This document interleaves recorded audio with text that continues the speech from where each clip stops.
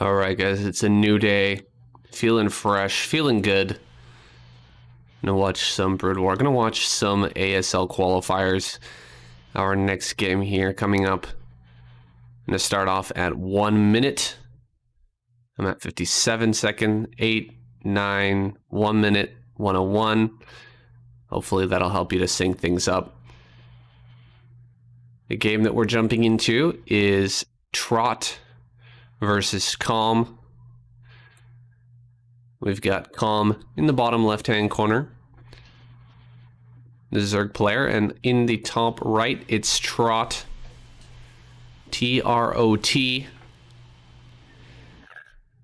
He is a former Starcraft 2 coach. Has competed before in Starcraft Broodwar, but took a break for his military service. Now he's back. Let me be making his debut here in ASL, if he can make it through these qualifiers. He's a Terran player. He's always been a Terran player. I think it's StarCraft 2 as well, according to the Wikipedia article on him. He's even got his own photo. It's kind of rare, actually, for a player who hasn't really competed much to have their own photo, have their own Wikipedia page. So Trot, I guess, has some fans out there. I haven't seen him play before. He's hiding a barracks here outside of his main base. And he's going to be doing a one base build here in game number 3. This is set number 3 between Trot and Calm. We haven't seen the first 2 games, so we don't know exactly how those went, but I think it's fair to assume Trot mixing it up here. He's going to go for something pretty wild. Try to catch his opponent off guard. 3 Marines now heading down towards the third base here on Fighting Spirit. He's going to hide those down there and make a really good surprise here for Calm. I think Calm has no idea about this so far. He's sending his drone in the wrong direction. He's actually sending it home right now. And unless he's making pure Ling and a Sunken, I think he's going to end up dying here. He is doing a 2-base build. He's got 4 Lings out. This is scary. This is a full-on committal from Trot. It's got to be, because he is playing 1 base style. He's got 2 barracks here, pumping away. Tons of Marines coming across the map. And he's going to lose a Ling right off the bat, so not a great start here for Calm. He's going to start a Sunken Colony, I think. No, just abandoning the natural. Completely abandons this natural, just going to give it up. Well, I'll probably have to build a Sunken Colony on high ground here, actually. Unless he wants to try and fight with drones. I don't think this is a great idea. Trot has so much room here to move his stuff, to just kite back. He's going to absolutely massacre these drones. Yeah, it gives up way too much. Has a bunch of Lings popping out, but you can see this is not something that a Zerg player like Calm is used to dealing with. He's going to run by with some Lings. There are 4 Lings with speed. That can definitely kill off a lot of rallying Marines one by one. You could even get across the map, maybe even deal some damage in the main base there of Trot. But this Sunken Colony is way too late. Kind of waffling between 2 different strategies here. He should have definitely thrown down the Sunken Colony immediately if he was going to pull away from the attack there initially. A really good drone drill on the whole group of Marines here, and he kills almost every single one. Loses a couple more drones, but these Marines are going to get finished off here. Oh god. Oh god, some miss micro there. Well, as the dust settles, it's really not looking good here for Calm. I mean, he does pick off another SCV. That's kind of funny. He's going to get this Marine, it looks like, too. Oh, it's so close. Almost finishing that off. There's a couple more Marines in the middle of the map as well. Maybe he can get over here and kill some of them. That would be making this trade a little bit better for Com. 3 Marines grouping up here. That's a little bit too much for these 3 Lings, so they're going to have to try to run around here, try to get inside the base. Com is in desperate straits right now. He should be popping out some Midas shortly. Oh, actually, he switches into a Hydra Den, so potential for a Lurker follow-up from this. It's a good amount of Lings, 6 Lings heading across the map. Trot is not stopping here. He's just getting a couple of medics. He's getting his stim, and he's just going to continue to put on pressure. He's probably expecting, like I was, a Mutalisk follow-up from this. Mutalisks are just so strong. Even in low numbers, they can be really strong. They can give you a lot of space to try and make that comeback. But Lurkers, that could just be a finishing move. If he runs out here with some Lurkers, gets across the map, he could just win the game outright. But with that bunker in the front, it makes things really, really hard. No comsat. When that comsat comes down, it's only going to have a single scan. So as long as he splits things up, he should be fine. Oh, the Hydra. Oh, man, that Hydra. Oh, is he going to lose this? No way. Okay. Really unfortunate that he actually revealed that Hydra. If he just kept it behind the sunken colony there, there's no way that Trot could have found out about that. But now he knows. He's going to get his comsat station. Counterattack of Lings coming here, but there is a Firebat. Oh, nice surround on the Firebat, though. Really nice surround there. Yeah, he can pick off this Marine as well. He's trying to run around. Nice job just targeting the medic. Now these Lings can really go to work here in the main base. Can even surround this next unit that pops out. Lurkers are going to keep him safe at home. And he's dealing a lot of damage here. This is kind of crazy. These Lings are doing so much to just keep him in this game. Yeah, now Trot's going to start to walk home. Wait, he's changed his mind, actually. He's going to go ahead and head back towards the natural. This is strange here. Very, very strange situation. Oh, the Lurkers. Oh my God, huge hits there. He doesn't put his Marines inside the bunker. Trot was paying attention back at home, and Com is going to snag a victory here. That move was massive. 3 kills on that Lurker. I think there's at least 3 kills on the other 2 as well. Huge volleys there to really save his life in this game. Com gonna run up here towards this natural. I don't think he can run up this ramp, but one Lurker actually gets picked off, and both the Firebats do survive. That's crazy. We have these Lurkers trying to get as close as they can. Oh, it's just in range. That's too bad. There is a turret there. Maybe there's a spot on the left-hand side where you can actually burrow a Lurker and hit that bunker without being hit. We'll see if that is a possibility here. He can actually hit from the high ground as well with these Lurkers. That's awesome. Going to be able to deal with that bunker really efficiently here.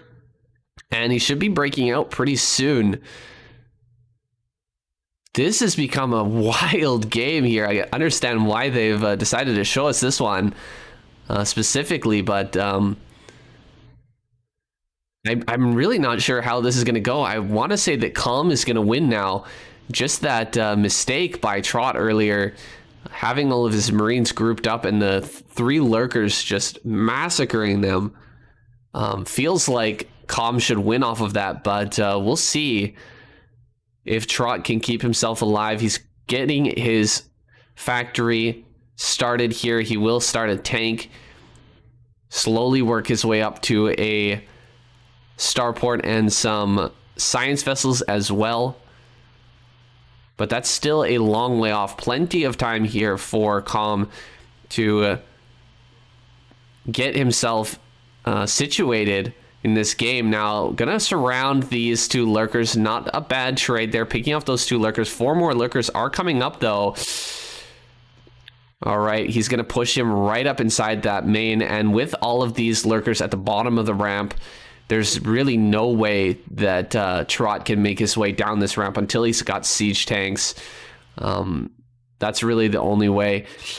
Oh, there's no Overlord here anymore. That's so unfortunate. With no Overlord, he won't be able to hit up this ramp.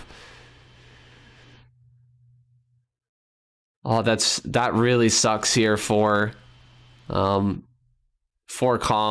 Oh, running a lurker up the ramp as well. Just kind of wasting that, unfortunately. Oh, a bunch of Marines do go down. But Trot now with that tank, going to be able to push everything back. He doesn't have the vision for now because there is no starport. There's no science vessel just yet, but eventually he will have that science vessel out and he will be able to push away the lurkers. So what's going to be the plan from Calm? He's going to switch back into his original idea here. He's going to go ahead and get some Mutalisk out. And I like this. I like that he's going to switch back into Mutalisk now. With the tank coming out, Marine tank pushes across the map. They're very, very vulnerable to the Mutalisk. And these few lurkers are definitely going to go down here. It's unfortunate, but it's just going to be the case. I don't know why he's running down with the Marines. Doesn't really seem necessary. I guess he wanted to capitalize should the lurkers decide to unburrow and try to run away, but loses a bunch of Marines kind of for free there. Those lurkers were going to die pretty much no matter what. Oh, a dropship going to come out. So going to switch into drops. Still producing Hydras here as well. Calm really sticking with this play. I guess he feels like the Mutalisks are not going to be in time. He needs a few more lurkers here first. Here we go. We have a pair of Scourge being built. Some more lurkers on that high ground. The natural is being saturated now. Drop going to head across the map. We'll see how this does. If this gets caught, and it looks like we've got vision for Calm in the path of this dropship. So I think he actually does see this. This is huge. No, he doesn't. Where is it? There it is. He spots it. He sees that. And with the Scourge, if he connects with the Scourge, he is going to lose immediately. No, he doesn't get the connections. He forces the unload, though, which is pretty good anyway. Stopping that from connecting or from landing in his natural is pretty decent. There's only 3 lurkers out here, though. 3 tanks are available. Trot is looking strong right now. Throwing in the dropship just kind of as a fake here, you can see. Nice job with the Scourge, though. Scourge going to deal with that drop pretty well. Lurkers getting smashed here by the siege tanks. Oh man, this is a really rough situation right now for Calm. Can he actually pull out of this spot he's found himself in? Run around with the lurkers a little bit here, see if he can get a better position. Maybe a surround would end up working a bit better against these tanks and Marines. He needs to lock down these Marines with his Lings, stop them from running by or stop them from running past, and actually get the connections with the lurker spines. Now, one of the tanks does get picked off. Quite a few Marines went down as well, and there's a counterattack coming towards this natural, but this is too much. I don't think this is going to end up working out for Calm. He's trying to hit this bunker, but everything just dies. 2 tanks on that high ground just wrecking that army. Really unfortunate stuff there for Calm. And with that, I think that Trot can push through to the end. He's going to pick off one more lurker. There is some Scourge here available to try and hit this science vessel when the time comes. And I think the time is now. You've got to make this attack work right away. Otherwise, that bunker's going to finish. These reinforcements are going to arrive, and I think the game will just be over. Here we go. He's going to dive in. Lurker's getting a pretty good... Wait, where's the burrow? What? The burrow? Oh, man, that burrow timing. So frustrating for Calm. Oh, man. Oh, that hurts right at the final moment. Not able to execute there. And Trot should just push through to the win. He's going to try one more time to break in here, actually beat these tanks, but well, there's no scan for now and no science vessel. So that's something, I guess, but only one lurker attacking a single bunker, and these Marines are going to run in now, start to kill off these drones. So yeah, this is just about it. So hard to fight one base Terran player when they surprise you in the early game. Gets really complicated decision making here. I think running in and trying to break the natural with those 3 lurkers was a huge error. I think coming around the back and just trying to surround and kill that first army would have been much better, but he tried for it. He tried to break that ramp. Now he's paying the price. 5 tanks are available. Fighting with lurkers right now is just so incredibly tough. With this many tanks slowly pushing towards you, it's just going to be incredibly difficult. Now he's going to try to run up one more time. There's just way too much firepower, though. The tanks ripping everything apart. The lurkers are dead. The hatchery is about to go down, and yeah, that's got to be it. Now Calm gonna tap out, and he will be eliminated from this qualifier. Should get another chance in the future, but Trot will go forward. So nice picking off that science vessel. One last hoorah here from Calm before the GG moment. Wow, he's really hanging in there. What is going on? I don't see another base hidden anywhere around the map or anything. So that's a little bit strange. I don't know why he's sticking in it for so long. Targets his own medic there just to pick off the lurker that was burrowed in that position. But Trot just sending it across the map here. He's got so much being added on, even sending a bunch of fire bats forward too. That's going to make things even worse here for the Ling lurker army. Trying to run down the ramp now, trying to burrow this lurker. GG is finally called, and Calm taps out. Okay, next game. We're coming in on 1 minute here. 57, 58, 59, 1 minute, 101, 102. Hopefully you guys are synced up. We got Light in the top right hand corner here versus 815.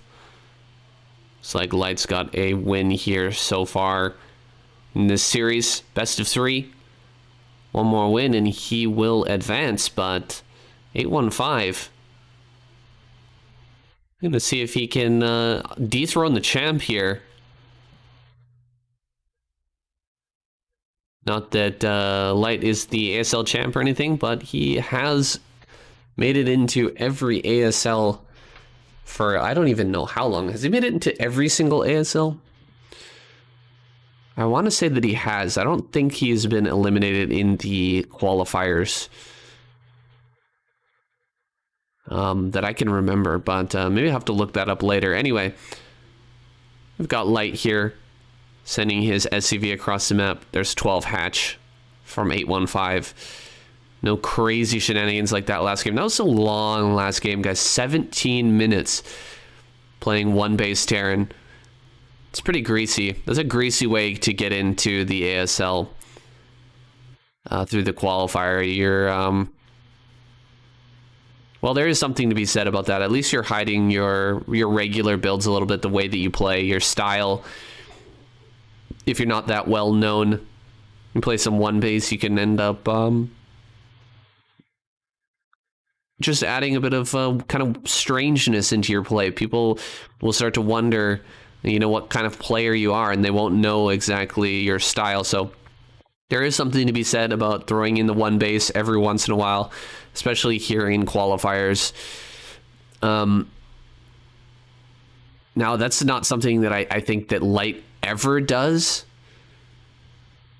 I can't imagine him ever playing one base in TVZ. He's just so good at the standard, just such a staple in the Broodwar community. I cannot imagine him ever doing a one base style. He's just very, very macro and oriented Terran player. So capable and just very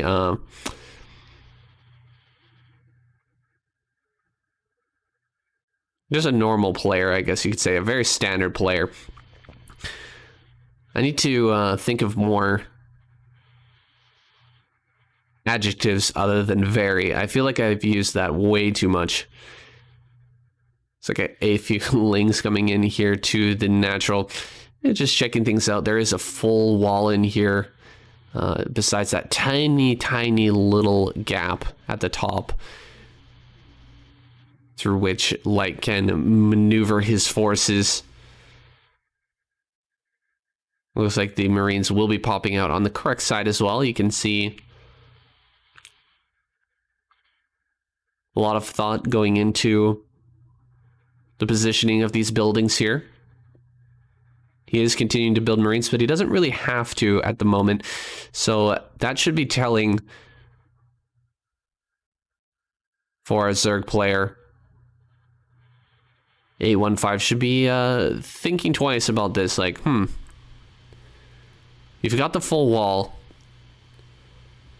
You've got 5 Marines behind it. Why are you still producing Marines? It must be because you're going for an early attack here. We've got 3 racks coming. 6 Marines already out. That academy just about done. When the academy is finished, a couple of medics should be popping out here. With that second and third barracks finishing up.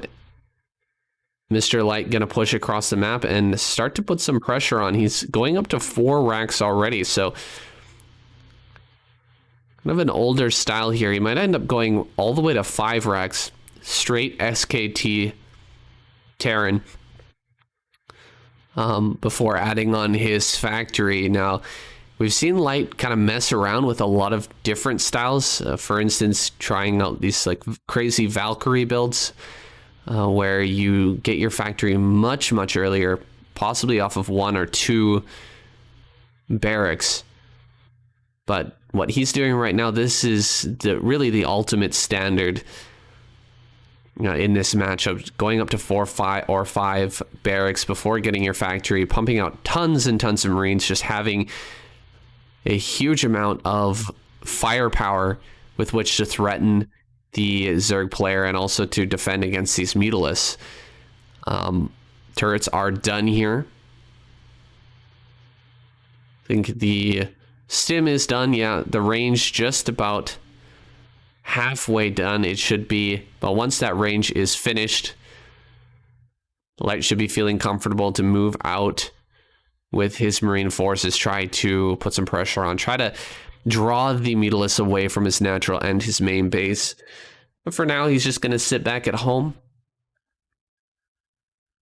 Ooh, an evolution chamber already. Wow, okay. Evolution chamber coming down for 815. I think we're going to see a crazy Zerg game here. As soon as that evolution chamber finishes up, Carapace 1 should be started. And just off of 3 gases, I think we're going to go straight into Hive with a focus on Ultralisk here, trying to get to Ultralisk as quickly as possible. Now, the drawback to this build is you do have to produce quite a few Sunken Colonies, or alternatively, quite a lot of Midas to actually keep yourself alive until those Ultralisks do come out. Seems like he's focusing mostly on Midas right now. Wants to have the potential to swing pressure back onto the Terran side of the map. Also wants to prevent any sort of attack like a tank attack from coming across, breaking his sunken line. So he's focusing on building Midas right now. He's unfortunately missed this run by here. 3 Marines making their way into this third base, going to focus down 3 drones. Not too bad for Light right there. That was really a good trade overall. Just 3 Marines running around the left-hand side. I'm surprised that Calm didn't have anything on that side to kind of see those things coming. I mean, he has got quite a few links that he wasn't using. Going to dive here now on top of these Marines. This can go either way really, really quickly, and I think it's going to go in Light's favor. Oh, it's really, really close here, but as the dust settles, every single Mutalisk is dead, and GG is called. Yikes. It's really a snowbally matchup when it comes to the fights. Zerg versus Terran, both of them have very little HP and a lot of damage, a lot of DPS. So as soon as the fight starts to go one way or the other, it goes really fast. It goes really, really fast one way or the other. And in that case, the Marines just cleaned up everything and won that battle very handily. Not really an option there for him to back off and try to escape with his Mutalisk. Otherwise, he was going to lose so much there in the retreat. So just throwing everything in there and giving it up. We're going to jump right into the next game, I guess. Whoa, what is this? Sacsri versus Byuk Tube. Who is Byuk? Never heard of him. Once his name comes up, once his Korean name pops up, I will search him up. There's his Korean name. I've gotten quite adept at searching for Korean names. Let's look up Sacsri first. We'll check and see which one he is.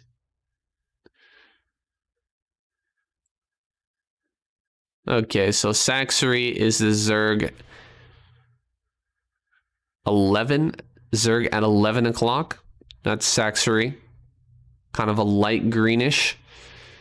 And Byuk Tube. Let me check out his name here. That's Kim. For sure.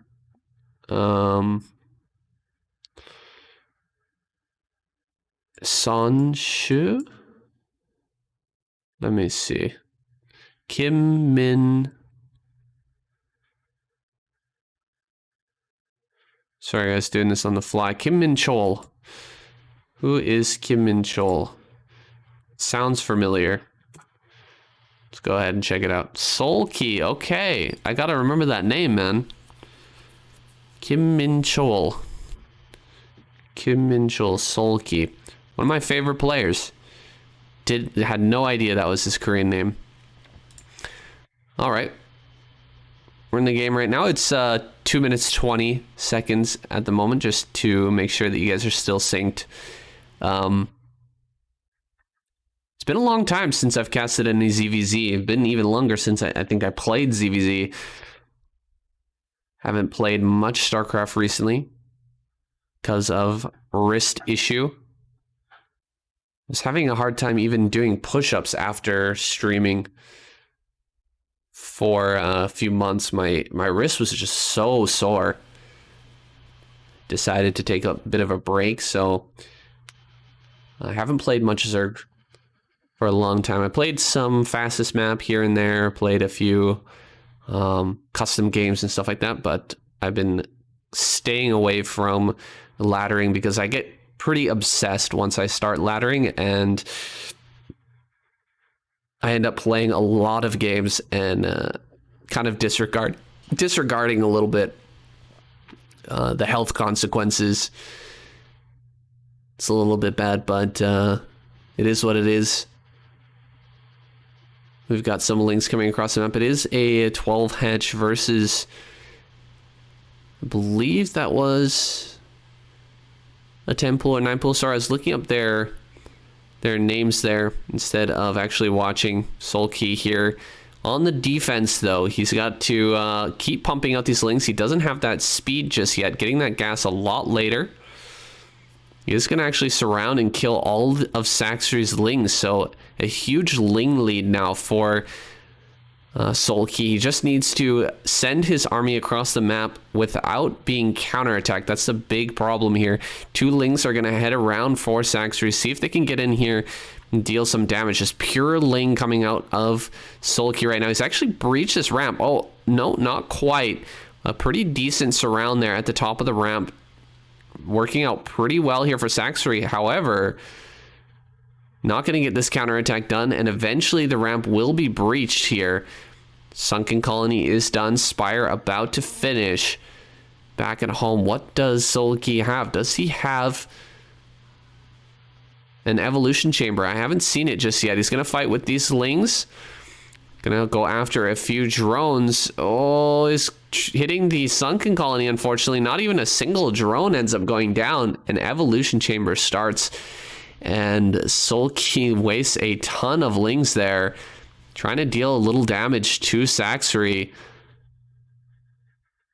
Doesn't end up working out. Now he still has the base advantage.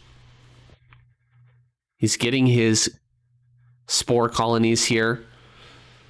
Should be able to stay alive. We'll see the micro of Sacsri, and the positioning here of Soulkey's spores is what's going to matter the most in another moment or two here. The Mutalisks are going to pick off an Overlord or two. Very, very annoying for Soulkey, who's spending a ton of money on spore colonies right now and morphing them. Very, very frustrating to have to rebuild an Overlord in that situation. Ooh, this Overlord is hidden, but it will finally be discovered here. Sacsri going to start to pick that off. We'll see if these Scourge will be coming out in time to actually deal to actually keep this Overlord alive. It looks like no. An Overlord does go down. Can he actually get a connection? Really, really close there, but Sacsri moving back just in time. These Scourge not able to connect. They're gonna stay at home, protect the Overlords, protect the drones, try to connect if these Midas come in for a probe or a drone kill or two. Does have a Mutalisk out, but very far behind in terms of this Mutalisk count. He needs to drone up here. He needs to get his second gas sooner rather than later. No! Oh, that's so bad. Losing that first Mutalisk is so incredibly painful. Think you might have lost a drone there as well. Oof. That really sucks for Soulkey. He's going to lose another drone here. Nicely done, Sacsri. Getting some great harassment. He might even pick off an Overlord here as well. Oh, not quite going to connect with the Scourge and lose another Overlord. Oh, so painful. So painful. Sacsri doing a great job of putting on the pressure here. He still hasn't thrown down his natural yet. It's fine. His Mutalisk number is really good. Looks like some Mutas of Sunken or Mutas of Soulkey come over to the side, and he actually gets 2 drones. 1 Muta here. Some Scourge coming out as well. Going to try to get some connection. No, not able to connect there. Wow, that was unfortunate. Split up by Soulkey, sending his Mutas all around the map, trying to keep them alive. Heading in different directions here.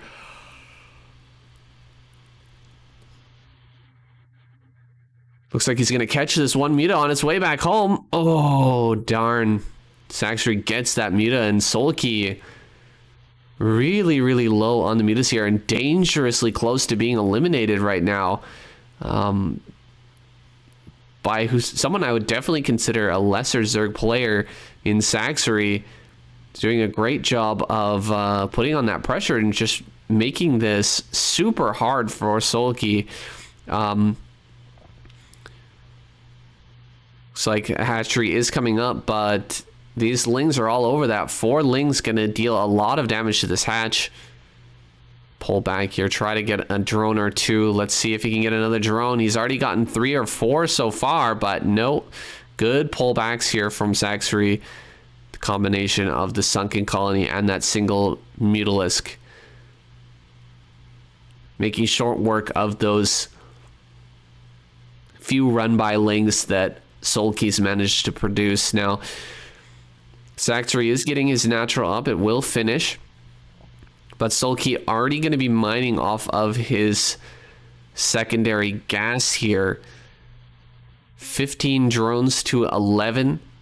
Soulkey firmly in the lead in that regard, but his muta count is still sorely lacking here. Okay, that's a pretty decent number of mutas. He's actually managed to macro up pretty well here. Definitely still behind in that count, but he's catching up quickly, and he's got some Scourge along with this. Could actually think about taking this fight. It would be close, but he might be able to win that. Looks like instead gonna head back home and try to extend his lead here by adding on a few more drones, mining off of that second gas and just producing a lot more mutas than his opponent.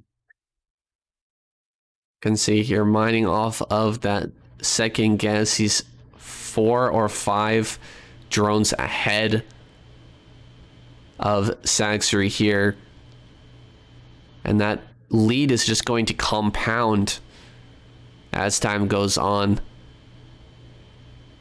Sacsri not able to spend all of his gas. He's got 300 banked up. His mineral income is really lacking right now. He needs to add on more drones, but Soulkey looks to be ready to engage here. He's ready to come across the map and start to deal some damage. Picking off that Overlord is huge right now. You can see Sacsri really low on minerals. He's focusing on getting that gas. He just doesn't have a lot of drones right now.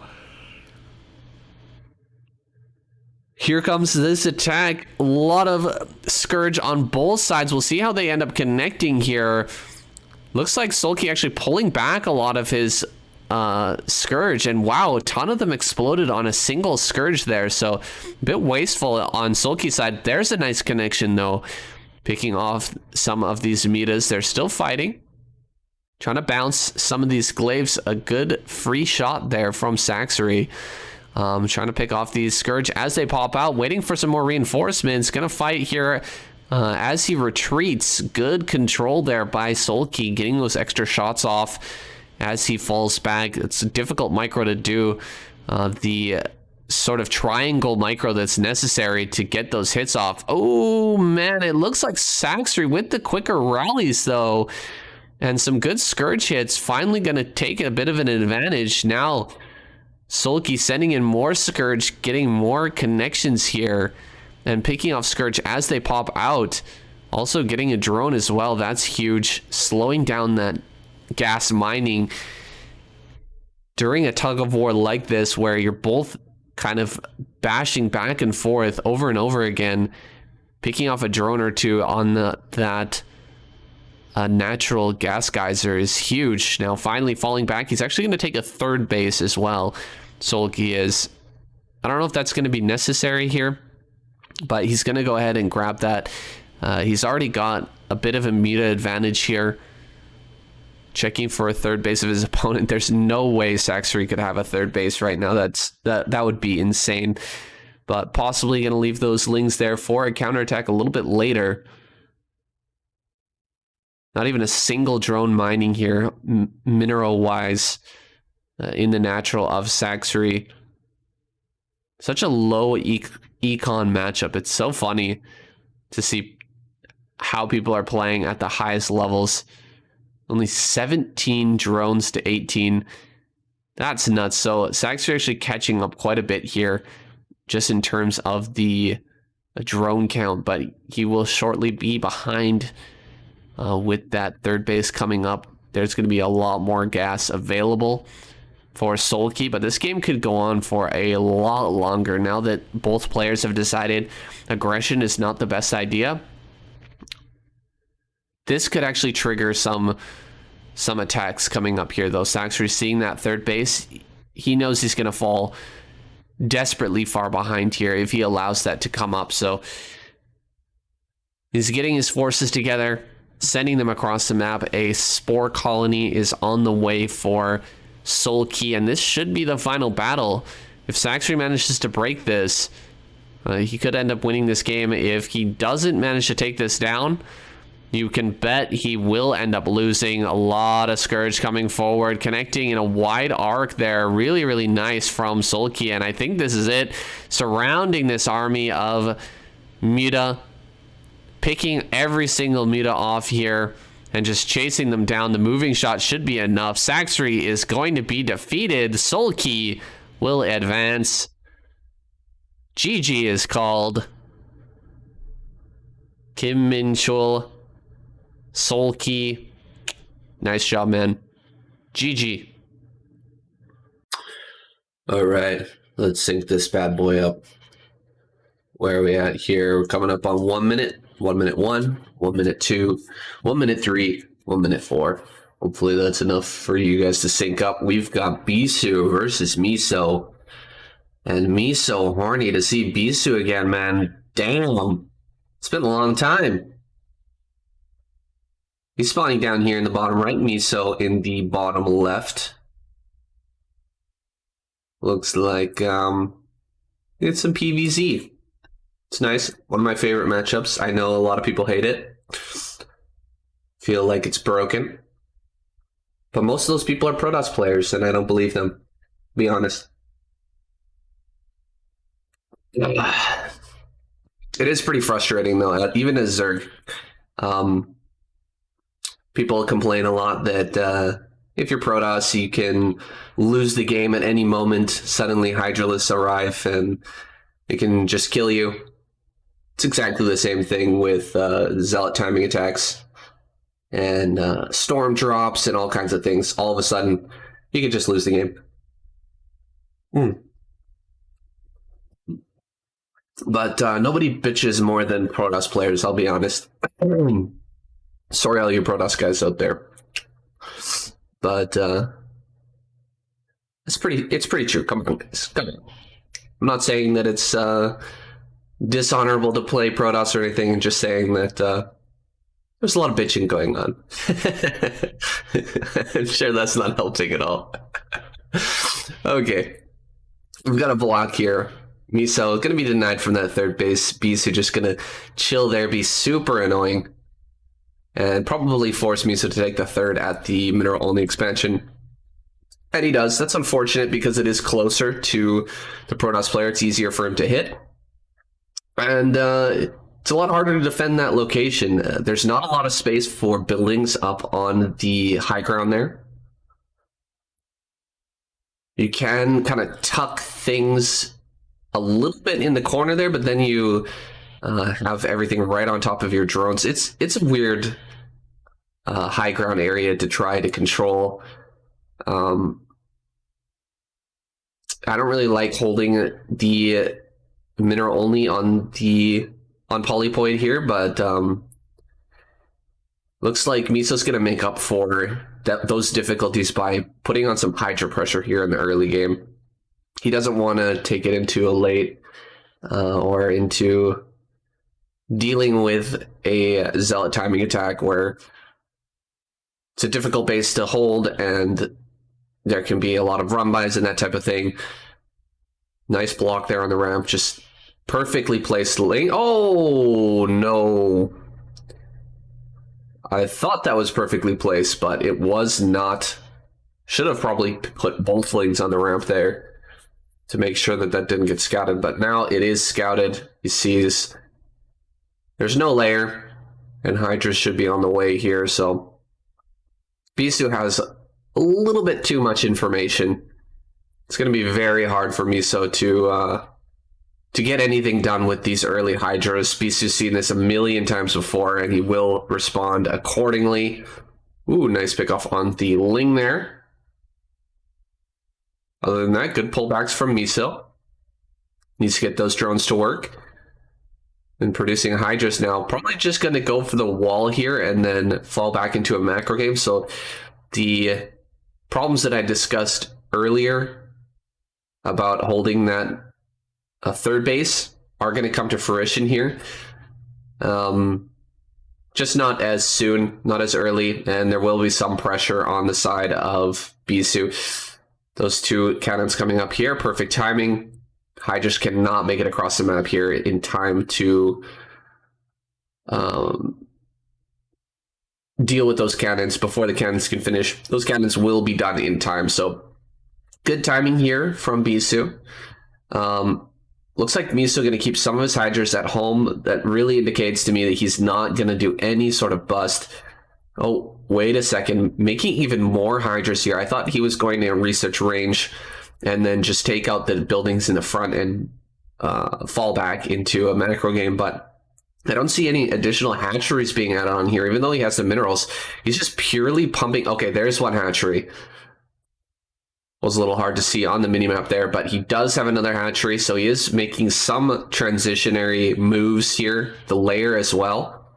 That's important to spot. Bisu knows now that this is not going to be a full committal into a Hydraless bust. And he's throwing down a bunch of gateways, making sure he has enough cannon here. Probably will end up canceling at least one of those cannons, I think. Excuse me, guys.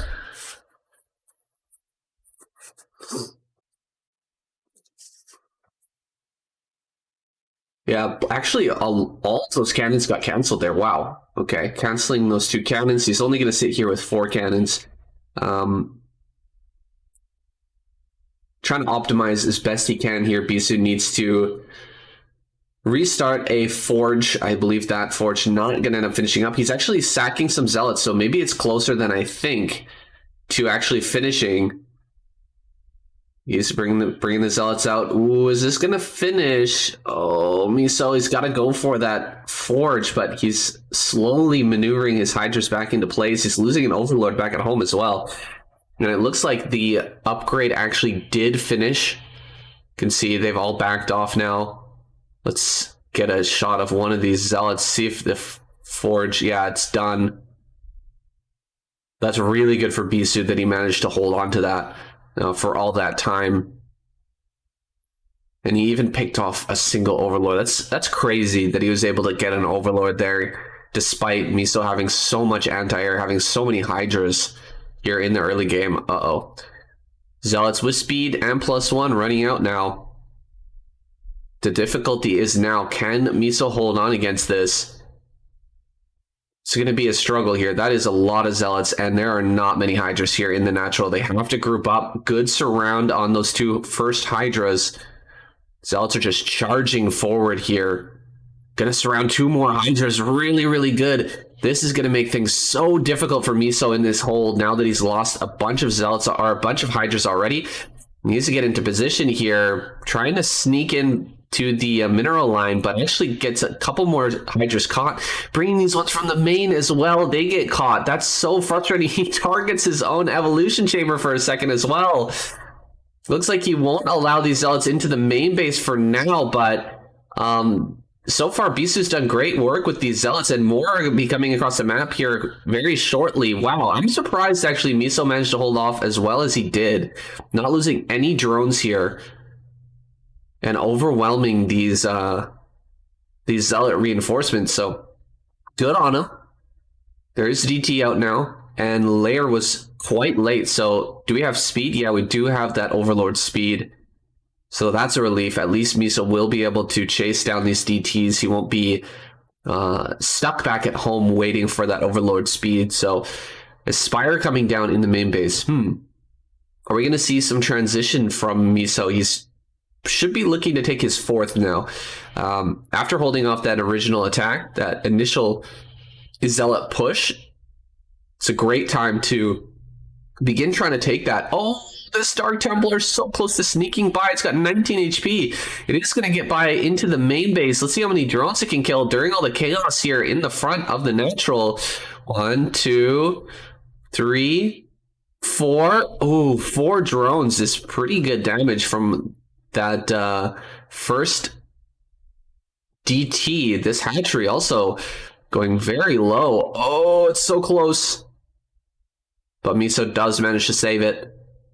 First few Templars are out now. Will we see that transition into Mutalisk? Only 1 Corsair is available, so quick Midas switch here could be huge. We don't see any lurkers yet, so good possibility that we'll end up seeing a bunch of Midas pop here in just a second. Here comes those Templar. There's no Muta out yet.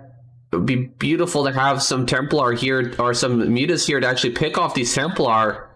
Make it a little bit of a rougher attack. The storms do go down. They're not the greatest. They push everything away, and he makes an Archon as well. I think Miso can hold this, actually. He's looking pretty good right now. Archon is a bit of a problem. There's the first Muta.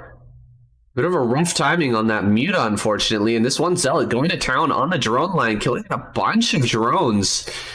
Just a single Zealot. I mean, these drones definitely should have been transferred here. But unfortunately, yeah, they're just getting massacred. Only 2 drones left over at that base, but the army of Bisu has been surrounded.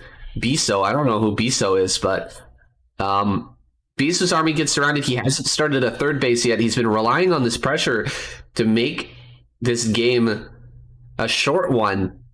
Hasn't been able to do so just yet, and I think he's running out of time here to take that third base. He'll have to take it soon, and he'll have to transition into making some Dragoons right away, because Miso is just going to keep growing. He's eventually going to get into Lurkers as well, or at least adding on some more Scourge and Muta. Ooh, this is not so good. Miso's getting overwhelmed here. There's a few Muta's going to pop out. They'll get the kill on that Templar. Templar does manage to get the Stark. Templar so huge during all the chaos. He's going to get a bunch of kills on this drone line. Not paying attention. Miso going to lose everything. There's one Hydra here, but it's not enough, and it's not even paying attention to this location, so he loses every drone. Going to go after this hatchery as well. No Overlord in this area. The Overlord actually ran away there. So he will eventually pick that off. The hatchery does survive. But this is giving Bisu a good window here where he could actually lash out and take another base, though he doesn't seem to have any plans to do so just yet. You can see how long a Broadwar player can sit on 2 bases and just endlessly pressure. And it's so hard as a Zerg player to figure out when that pressure is going to end. There's a shuttle moving around the outside. This is scary to send the shuttle out with no speed. Try to get that across the map when there's Mutalisks in play. Don't know where they are on the map, but he's going to see them soon. Here comes the Corsair going to get tracked down. This is a great opportunity to send the shuttle across the map. And I think Bisu will be doing that soon. There's the shuttle. A few Dragoons here. Could definitely come in and pick off some High Templar if he wished. There are quite a few Dragoons, but taking that fight probably would end up working out in his favor. Man, there's just nothing over here for Miso. Where are all of the Hydras? Here comes the shuttle dropping out some Templar, keeping those Templar safe here, and the third base is just going to get wrecked. What are these Mutas doing? He's got to dive in here, kill these... Oh my goodness, he's got to get in here and actually kill these Templar. What is he doing? These Mutas are just fighting over top of the Dragoons. All of the drones have gone down at the third base. Miso's desperately trying to get his Hydras together to actually mount this defense. There were some great storms, though, earlier. And the freaking Corsair is still killing stuff. In the natural, Dragoons are too high in number now. The Zealots are rallied straight across the map. 8 Gateway Zealot just pumping and sending directly here for the reinforcement train. Finally, the third base will be taken for Bisu, but I don't think it's even necessary at this point. He will be overwhelming Miso here. A few lapses in control in this first game end up costing Miso. GG is called. Miso taps out. All right, syncing up here.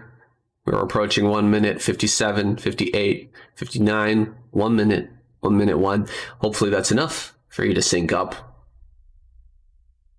Next up, Action versus Midas. We saw Midas earlier in this qualifier. He managed to advance. Now he's up against Action here in game number 2. Action's already taken 1 game off of him. We're on Eclipse now. One of my favorite maps for ZVT. Primarily because we do end up seeing Hydralisk Defiler builds a lot more often than on your more standard maps. And I think it's a really fun style to watch. And really interesting that it's not used more often, but it seems to be such a standard on this map. Now we've got the drone here, very early drone, doing a bit of harassment and slowing this down a lot. There's some really good moving shot there from Action. That's not easy to do. Those are some good footsies from him. He's dealt a ton of damage to these SCVs. Midas must be super annoyed right now. And the early pool with 6 lings headed across the map. Will Midas be prepared for this? He hasn't had the opportunity yet. Oh! Wow. Great dodging there by Action. And, oh! The gas. Oh! He didn't make the gas. Ooh, that's rough. So the drone does go down, but these lings are going to be revealed here very late. Just now going to see the lings coming. And the SCV going to be turned around immediately. He knows all the information about what his opponent is doing now. But I think it's going to be too late here. Only 1 Marine is going to be out in a second. Stops the factory from being completed as well. Oh, this Marine barely going to get surrounded here. Ooh, does get picked off. More lings are on the way as well. So just pure Action lings coming across the map right now. He's going to surround all of these SCVs, and I think this may be it, guys. If it's not the end of the game, I think Action's going to be so far ahead, it'll be nearly impossible for Midas to recover. He has spent a lot of money on these early lings, but the amount of SCVs that have been picked off is astronomical. There's so many lost SCVs here. It's going to be incredibly difficult to turn this around. He does manage to finish the factory at least, so that's something anyway. But look at how few SCVs we have. It's just 11 SCVs to 10 SCVs to 12 drones now, with that last SCV going down and another drone hatching. We will have a vulture out momentarily, but with the sunken colony coming down, I just think it's going to be barely in time here to stop Midas from running by. And it's going to have a couple lings near the ramp as well, hopefully. No, it will finish just in time. Midas, oh, it's close. It's really very close, but Action's timing is too good. Drones will be transferred. He is completely safe here now. Gonna try and get something back in his favor. Try to pick off this Overlord if he can, but 2 lings are out on the map, and they might actually be able to get these 2 Marines. That would be another massive blow here to Midas. He is gonna lose the Marines. Ooh, this is trouble right now, and he's gonna pull back his vulture, and that means he's not going to have any vision on the outside of the base. Oh, the surround as well. Oh, it's so painful. I can't believe that didn't go down. A little bit of miss micro from both players. Maybe some lag or something there, because they seemed really unreactive. Here comes the lings in towards the main. This must be it. Midas going to have to tap out. As soon as this vulture gets surrounded here, he will have to tap. No, okay. The vulture is still alive, but now will be tracked down. Pretty good micro there, honestly. Midas keeping his SCVs in good position and not blocking his own vulture, but the speed laying a little bit too difficult to track down here with just slow vultures. There we go, and some more good micros. A bunch of SCVs just not doing anything. There's the surround. Yeah, he loses both the vultures. That's going to be it. Unfortunately, Midas has met his end here in the first qualifier. Action gonna serve it to him with just pure Ling, breaking the 1-1-1 build of Midas. You're very, very early in the game, not letting him get off the ground. And yeah, getting another surround there on that Vulture. It's a little bit of a lost cause here now. I mean, you can micro this Vulture all day, but there's just way too many links being produced now, and GG is finally called. Action will advance Midas. Too bad, so sad. Okay, let's sync up. 1 minute, 1 minute 1, 1 minute 2, 1 minute 3, 1 minute 4. Got a classic match for you guys here. Sharp versus Stork. Some legendary players in Broodwar. Terran versus Protoss here on Eclipse once again. Looks like Sharp's grabbed that first win. Looking to advance. And it could be a gas steal. Yeah, look at that. Gas steal. Sharp kind of lets it happen there. Could have canceled his SCV and grab that gas. I mean, you lose a little bit of mining time because your SCV pops out a little later, but it can be worth it. I guess Sharp is feeling confident here to play against Stork, even if his gas is stolen. There's a couple of options here. You can pull 3 to 4 SCVs with a couple of Marines that just try to deal with that gas geyser. That's one potential possibility here. Wow, some really good micro here from Stork. He's getting some free shots on those SCVs, but now Sharp kind of answering back. Landing a few shots of his own. Ooh, this is getting kind of low. There we go. Stork gonna get this SCV, I think. No, the Marine pops out just in time. We'll be able to save that. And it looks like Sharp gonna get to work on the geyser here with a SCV. The engineering bay block back in Stork's natural to slow him down a little bit here, but he's just now getting enough money for that Nexus, so he's not going to be slowed down too much. Decides to get the gas there before Nexus, and everything looking pretty good here. Sharp going to throw his command center down and then start to work on that gas. Wants to get that here as soon as possible. Only 2 SCVs being pulled though, so not a full 3 or 4 that we sometimes see. Maybe he offset that by bringing or putting the SCVs on that a little earlier. Looks like a block with the supply depot. Stork walking in just to check and make sure that there is a command center on the way.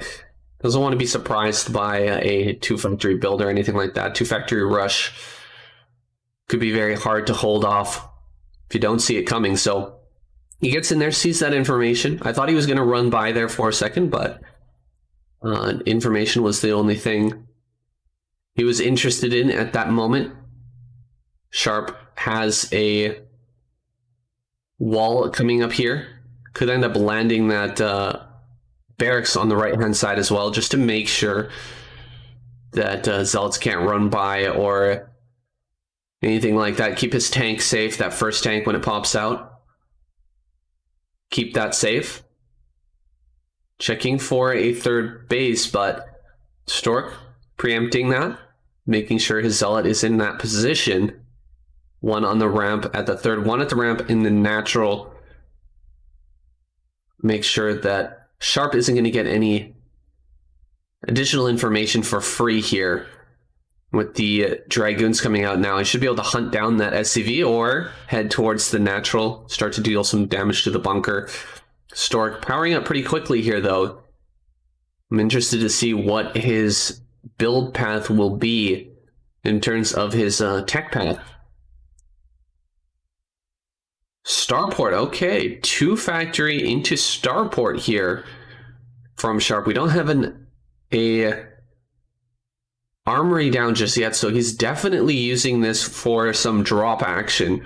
He's gonna try and get a few vultures landed into the main or natural here of Stork. Get some economic damage done early.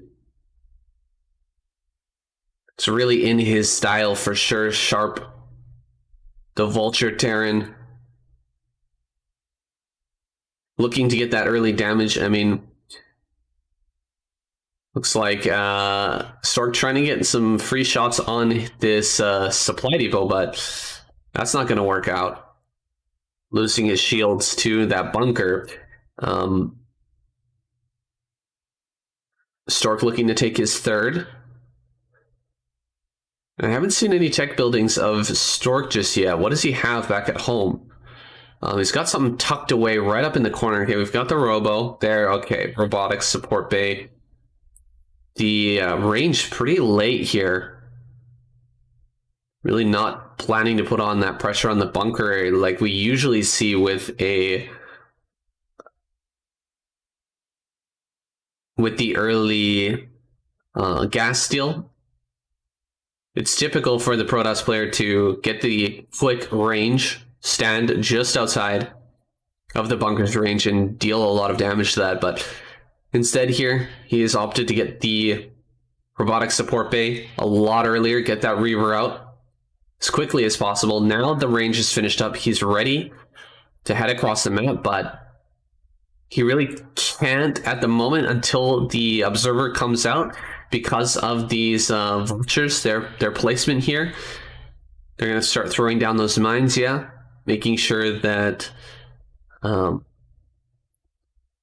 Stork can't easily move his Dragoons around the map until he gets that observer. Now, here comes the Reaver. Going to pull the Marines as well. Marines, not the greatest to fight against the shuttle, but this Wraith is amazing right now. This Wraith is huge, absolutely huge. Can we actually get the mine shot as well? Oh, the mine! Oh man, that is so big. These Dragoons absolutely would have been able to save that Reaver had it not been for that one single mine. Sharp getting so lucky there with some great planning. Some great planning and a bit of luck. Sharp is taking a huge advantage now. Killing off that first Reaver for free is crazy. It's massive. Now he needs to be a little careful here. Don't get too big for his own britches. Don't try to end the game right now, I think, because that could be a huge mistake.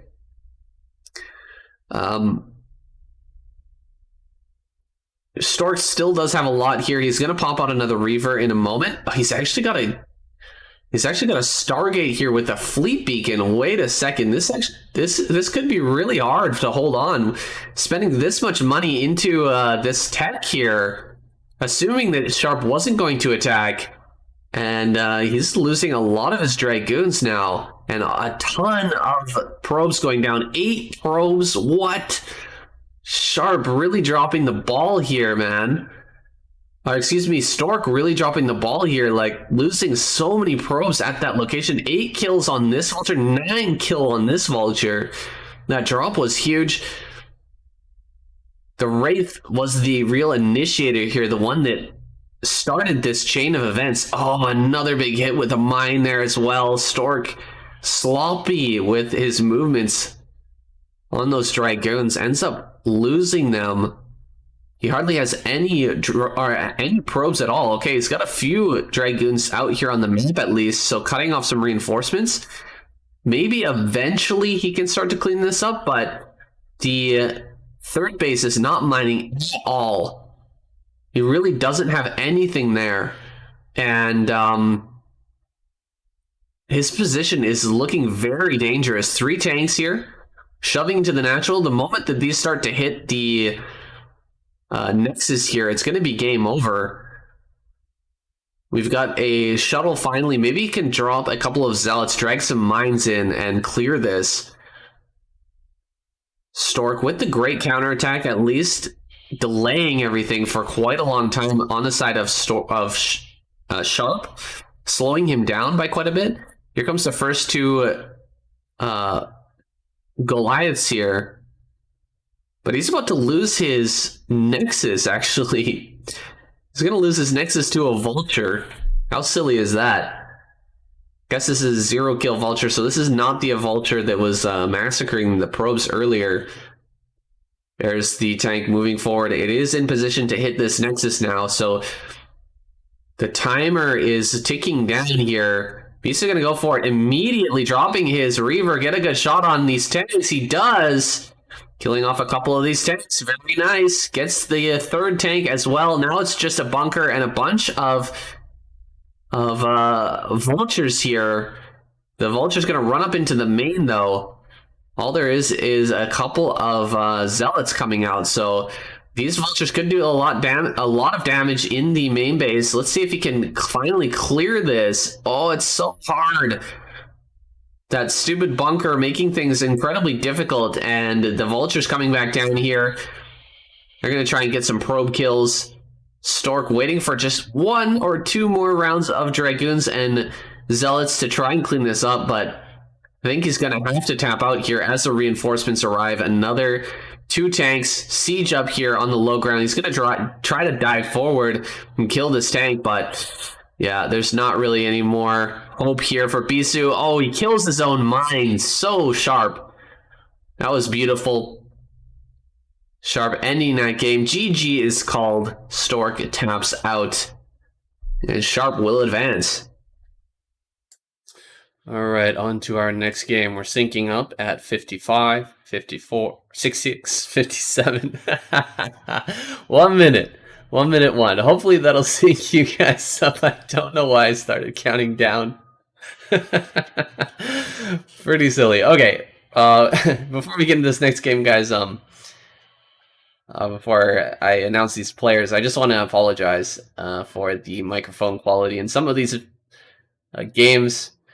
I'm having some weird troubles lately with getting these games to record sound properly. There's something going on. I have a very nice Rode microphone that I purchased about a year ago, maybe a little bit more, and I've been messing with it ever since. But for whatever reason, when I close my laptop or my laptop goes on standby mode and I come back to start doing some more casting, there's just some sort of weird thing where I get a lot of feedback sound in my voice, and I don't really know what it is. All I have to do is just unplug the mic and plug it back in again, and it seems to work okay. But sometimes I forget to do that, and I'm not going to go back and cast the past 4 or 5 games. I just don't have time, and I want to get this out as soon as possible. So sorry about that mic quality, guys. I will try my best to remember to unplug and plug the microphone back in the future and get that quality that I really strive for here. Anyway, getting into this game, we've got Soma versus Speed. Soma doing a good job of harassment here. This wall of Speed. It's going to finish that wall off now. Put that extra supply depot there. It's not a perfect wall. Doesn't block Lings out exactly, but it will make a very, very tight choke for Lings that are going to be coming up. So Speed going to be feeling quite safe behind that wall. Now Soma is throwing down a 3rd hatch before gas. Very, very quick 3rd hatch, and I love this. I love the way that Soma and sometimes Soulkey plays on this map with this style. It's kind of newer, and it's really leaning into the map geography here. The shape of the map is very challenging to pull off a regular Zerg build on. So the most popular thing that's been out recently is Hydralisk, sort of battle Zerg style with eventual defilers mixed into that to fight against Eminem. Now the game plan kind of changes if there is a factory. Oh, we got a factory. There you go. If there's a factory and the opponent is going for some sort of mech well, things get a little bit more complicated, but generally we want to see, or we're going to see some Mutalisk produced in the early game. And we're going to find out what the Terran player is doing and then respond accordingly. If they're going for a regular M&M, getting into Lurkers, getting into Defiler as quickly as possible, throwing down that immediate Queen's Nest, and then getting into Hive, getting the Defilers out, and fighting with Plague and Hydra, Ling and Lurker is going to be the strategy. And if we're having a mech build, well, things can get pretty interesting. You can go for just mass muta off of 3 gases here and try to take a 4th base elsewhere on the map. You don't really need to worry too much about drops or anything like that. In that situation, you can put a bunch of sunken colonies on each high ground. Maybe take a base in the bottom right-hand corner, one of those two, get sunkens on high ground and hold from that high ground. It's very efficient against Goliath builds.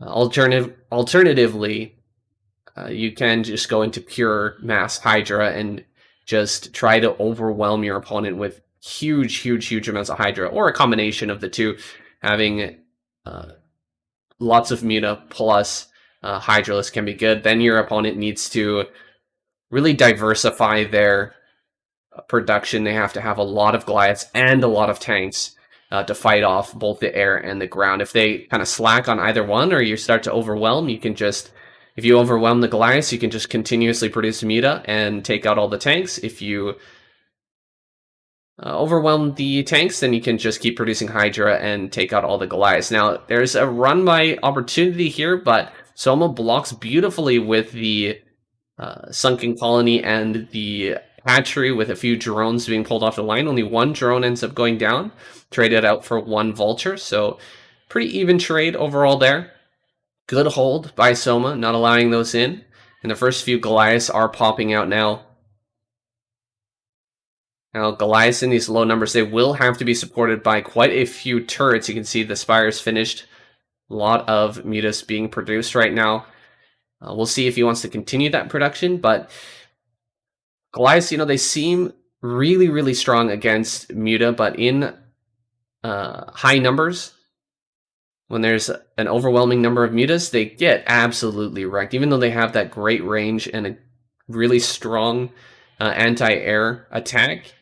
If they don't have turret support, they can just get overwhelmed very quickly by, say, 9 mutas against 4 or 5 Goliaths. They just get completely ripped apart. So it's going to have to be careful to add on a lot of turrets. Now, these turrets are a little out of range here. It's going to end up losing all of his vultures there, which is a little bit annoying. Losing all those vultures loses you a lot of map control, loses you a lot of pressure. You can't search around for drones going to, for example, set up extra bases. We've got a lot of hatcheries coming up here for Soma. Wow. Okay. Unlikely that we're going to see mass muta here. Probably a giant tech switch into Hydralisk is going to be coming. So huge amounts of Hydra is going to come out of the 6 hatch Hydra build. Looks kind of like a versus Protoss build here, with just that sort of weird transition of some mutas being popped and then switching into Hydras, instead of in a versus Protoss build where you do have a bunch of Scourge pop out just to save you from the Corsairs. Here we're just having Soma poking around, making sure he can see everything that's going on inside the Terran base. He has a good idea of what Terran's doing, and then he's going to be switching into Hydra. Now, we've only got 1 armory, and there's a ton of factories here. Soma hasn't completely seen what's going on there. Oh, it's an Evolution Chamber and a Hydralisk Den there. Kind of looked like double Hydralisk Den, but he's just going to be upgrading those slowly and popping on a lot of Hydras here. We're going to see a big timing attack from from Speed. He's not going to be waiting for a long time or taking a 3rd base here. Instead, it's just going to be 1 massive attack. So hopefully Soma's going to be ready for this. I don't think he's seen the full extent of the number of factories that have been built. He's still building drones as well and mutas. So we'll see if he can hold off this attack. It's coming right now. As the Terran player, you don't really have scans. It's kind of scary. You're in the dark for the most part. you kind of just have to choose your timing and just go for it. And this is the timing that Speed has chosen right as he was finishing up +1 on the attack here. He's got a couple of tanks, and he's just going to try to barrel across the map and actually make this attack work here. It looks like pure Midas popping out from Soma. I'm a bit surprised he's not adding on any Hydras at the moment, but there is a couple of tanks here. They're going to be very strong. Maybe he thinks he can just overwhelm here with the Muta, and we'll see how that goes. There's been no turrets built yet, and you can't build turrets on this high ground, so Speed will have to get to the low ground here before he can make this start to make reinforcing turrets. Really good picking off here of the reinforcements for Soma. Just snagging a bunch of Goliaths here, but how many turrets will be built when he makes his way back here with the Mutas? This is a great move, counterattacking here as Soma, sending in all of the Mutas right into the base, going to kill off a lot of Goliaths. However, there are quite a few turrets, so he can't overextend right now. He's going to fight these turrets. There's still 4 here in the main. He's losing quite a few Muta, and there's an attack going on right at his natural. I'm not sure if this is going to work out well for him. Tanks are already hitting this hatchery, killing off those larvae. He's picking off an insane number of Goliaths, and with these Hydras making their way around from that third base, he could actually start to pick off the turrets here in the natural and just kill Speed here. This is a huge move. These Hydras making their way past that contain from the left side there is actually massive. The SCVs are going to fight, but with the Mutas in the air, this is a brilliant play by Soma, going around this mech army and breaking it off at the source here, stopping it at the source. Cutting off those rallies at first, and then just getting right on top of these factories. This is one way you can absolutely beat a meching player. These Goliaths are on hold position. They're not even moving to fight as the Hydras kill off these tanks. So this is going to be it, guys. Speed is going to be knocked out here. Soma, absolute clinic on how to defeat a meching Terran player. This is a beautiful game. This is one of those games where you should absolutely study if you want to become a better Zerg player, if you want to get better at taming Terran on this map. You should absolutely follow along this game and take some lessons here from Soma. This is perfect play. Now Speed is completely stuck in his base. He's got 31 SCVs to 48 drones from Soma. He's going to be hanging on for dear life here as Soma tries to break the front. I don't think it's going to end up working out for him. +1/+1 is already done for the air, so these Mutas are not going to take hardly any damage from the Goliaths. They're mostly just going to be soaking up the Goliath attacks here and picking off tanks, while the Hydras do the real damage. And the front's been broken here. All of the factories are under threat. This natural is going to die. And Soma's going to move on. Really, really nice mechanical play. Really nice strategic play from Soma as well. GG is called. And Speed taps out. Nicely done. Wow. A great game there by Soma, looking so strong. Better luck next time, Speed. Alright, syncing up now. 51, 52, 53, 54, 55. We've got a very special game here next. I know a lot of you guys are going to be super excited to see this player back in action. It is Jaedong. He's there in the top right-hand corner. And his opponent in the bottom left, the Protoss player, it's Kim Hak-soo. I don't know his gamer tag. He's Hawk Leader, I guess. Try to search him up on Wikipedia. Don't know who he is. If you do know, leave a comment down below. I would appreciate it very much. At first, when I saw the leader tag, I know that Shuttle had one of those, so I checked to see if it was Shuttle, but it wasn't. His name's definitely not Kim Hak-soo, so An unknown player here in the bottom left. We'll see how he fares against Jaedong, who's already got a win in this series, so he's feeling good. He's going to hide his drone just to get that hatchery down. So far so good here for Jaedong. Started out there with the early pool just to make sure if there was any pressure coming, he could deal with that. He's going to find that no Zealot is on the way here. Our Protoss player going to play it nice and safe, going for a Forge opener with the cannon, making sure that he's very good and secure here. He doesn't want to lose early to the control of Jaedong. Legendary Ling control here of Jaedong by going up against him with some early gateways and early Zealot pressure. So he's just going to keep it safe. Jaedong getting his third base. Hasn't overproduced Lings at all. Just going to chase down this probe if he can. Getting into his gas as well. And look, everything looks pretty normal. This is a very, very common position about 2 or 3 seasons ago. This was the absolute standard for, I would say, like 10 years.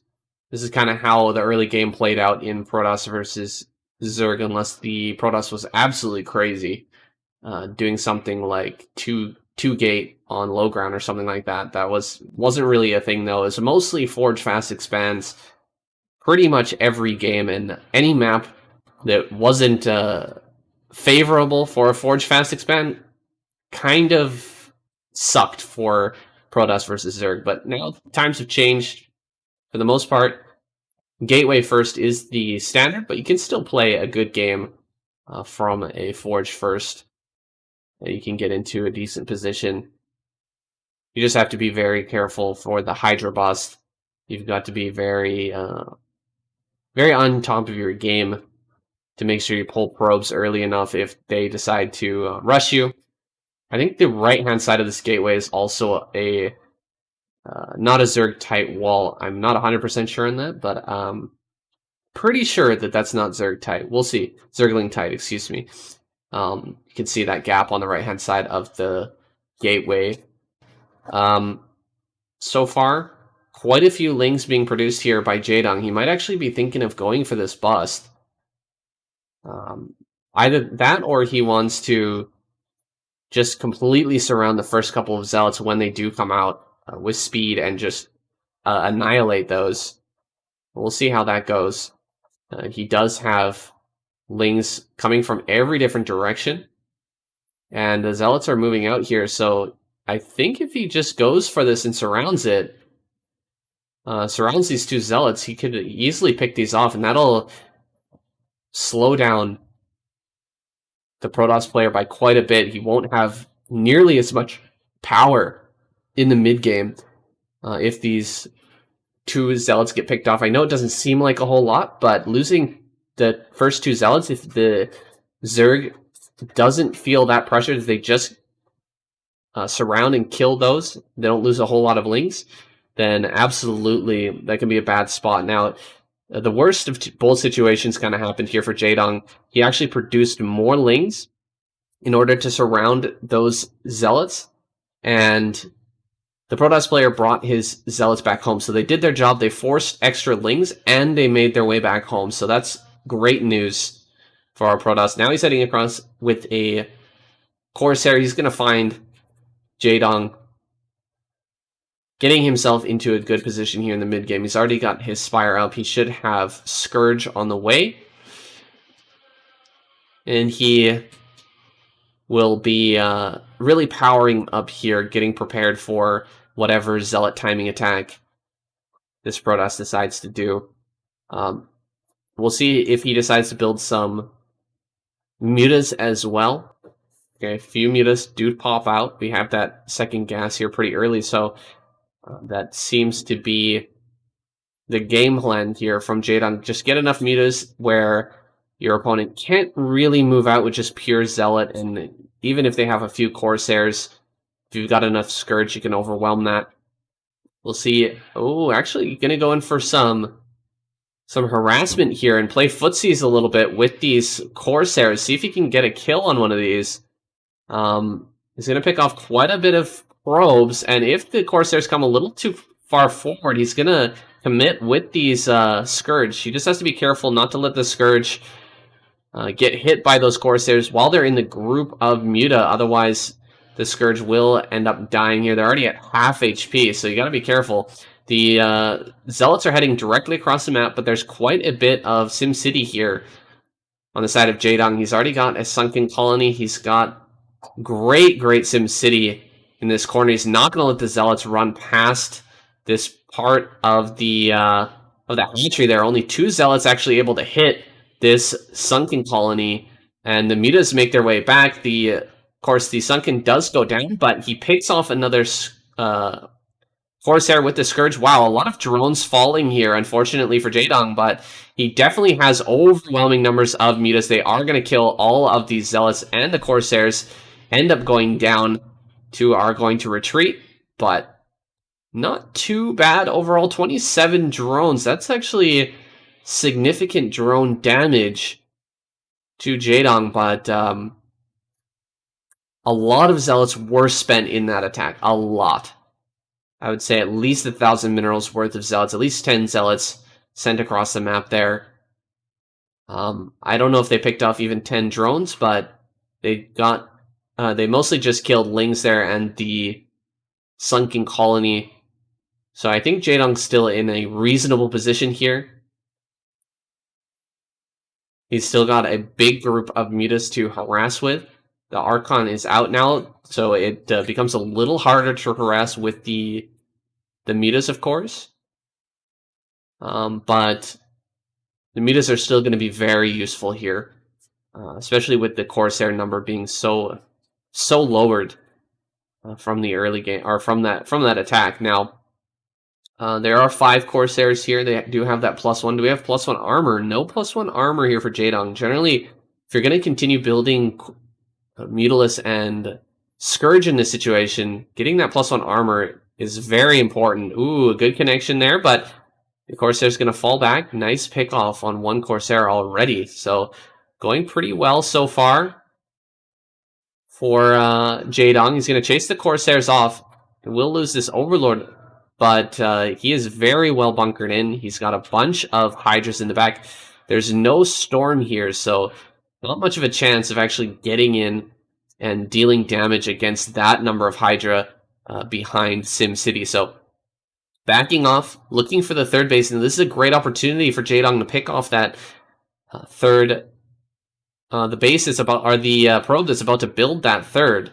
A lot of Scourge here. Does he have +1 armor yet? I still don't think he has it. As these Corsairs move up, you absolutely have to back away. Nice. With the Zergling, gonna deny this Nexus for a little bit. Oh, nice. Gets that. Another group of Lings here. Maybe he can actually cancel the Nexus if it gets thrown down now. There's still not enough money for this Nexus. He's gonna hide the probe at least. But I think Jaedong should be able to find this. Coming in for some more damage against these probes. A lot of probes going down. Oh, I've got some sort of pause here. Okay, we lost a couple of seconds there, guys. Hopefully it's not too bad. Some sort of problem with the video being a little bit slow there. 3 Zealots coming in to clear out these pesky Lings that have denied that base.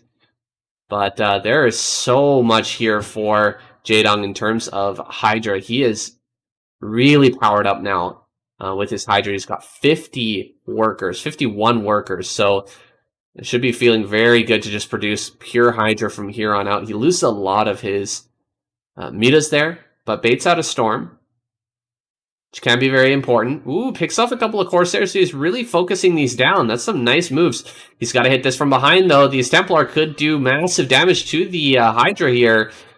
Retreating up the ramp. Jaedong kind of whiffing and waffling there a little bit, deciding which direction to go. He's going to surround these Zealots.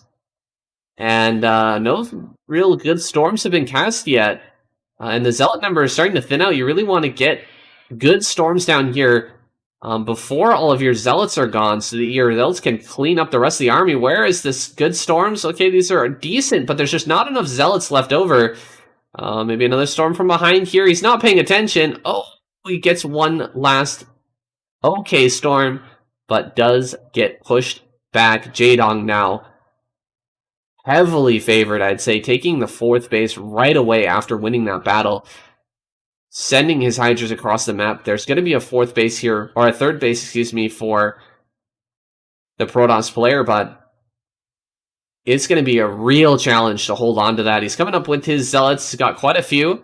He should have a good Storm here as well, a good Storm opportunity. Where is the Storm? No Storm energy, only 65 energy on that Templar, and another group of Hydra going to wedge themselves between safety here and the army. The army kind of stuck in the middle, going to get surrounded and killed. Every Dragoon will go down. That is very painful for the Protoss at this point in the game to lose every Dragoon. You really want to get to kind of a critical mass of Dragoons so that you can actually take good fights. Oh. Talking a little bit of shit? I'm not sure. GG. Jaedong's debut here in the ASL. Wonder if we're going to get any more games from him. He managed to take that guy down. Let's go ahead and jump into the next game. Alright, syncing up here for our next game. 56, 57, 58, 59, 1 minute. Next up, it is Sharp versus Bisu. So, both these two guys moving forward. They've encountered each other here. Could be one of the later rounds. And Bisu is spawning in the top right. Sharp in the bottom left. Looks like he's going for another gas steal here as well. So Sharp going to get gas stealed once again. It's kind of par for the course, I feel, on this map. To get gas stealed over and over. I guess that Sharp has had some experience with that now. He's used to it. No, he's just going to allow that to occur. Not going to cancel his SCV or anything like that. Just let it happen and deal with it from here. He did great against Stork when that did happen. And hopefully he'll fare similarly here against Bisu.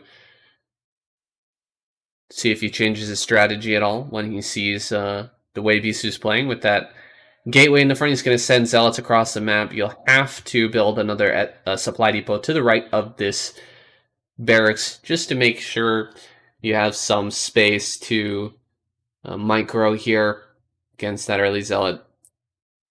And yeah, see how this goes. You guys like my shirt? I think it's pretty cool. Got it from Thai shop. I think it shows off the guns pretty well. Don't you think? We got a bunker coming down here in the front and a block on the Nexus. So similar to the last game, guys. The way Sharp is playing, pretty much exactly the same as his game against Stork on this map. Now, is he going to run by? No. No run by here from Bisu. There's 2 Marines in that bunker, so that's quite a bit of DPS. You're going to lose at least your shields. And there's still quite a bit of micro space up in the main base for Sharp to avoid that zealot should it make it by the bunker. Now, we do have a pylon over there by the 4th base for Sharp. It's on the left-hand side there. We'll see if that's going to be a robo. Or, I don't know, potentially it could be something else. I'm assuming it's going to be a robo. I guess it could be some DT tech, but assuming it's going to be a robo, I think we're going to see a bust here from Bisu trying to get a Reaver out as quickly as possible and break this bunker. That means he should have pretty much non-stop Zealot and Dragoon production coming from his main base. He's got his Nexus on the way. The 3rd Zealot has popped out. Just now finishing up that cybernetics core. He needs to actually block his ramp. Make sure that Sharp can't get in his main. If he sees that the cybernetics core isn't spinning and there's nothing inside that main base, he's just going to know that something sneaky is going on. So Sharp hasn't gotten in the main base just yet, but he's going to loop back around, try to look for an opportunity to get in there and take a look. Bisu has the robotics facility there in the center left being built. First Dragoon, still see no range there, so that's a dead giveaway if Sharp managed to get in the main base, but as it stands, he has no idea about this. He thinks it's probably a standard build with the Robo in the main, and the range starting first before Robo. I don't think he's going to expect this. So we'll see what kind of damage Bisu can get done with the surprise tech out on the map. You can at least see that this dragon doesn't have range, but it's still not timing for range just yet. So that's not really giving too much information to Sharp. Now he is sending this. Oh, this poor SCV not heading in the right direction here. That is rough. Not going to get that information just yet, but is sending the SCV up. Is he going to check this corner? Sharp with the star sense. He's going to find it. Look at that. He finds the Robo. Great moves there by Sharp. Now, does he have the manpower here in the main base to hold off whatever is coming from Bisu? I guess there's no Reaver out just yet. So Sharp does have a little time here to prepare.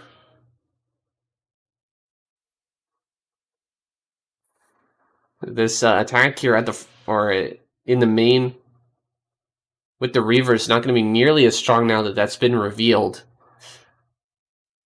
So I'm feeling pretty good about Sharp's chances of actually defending this.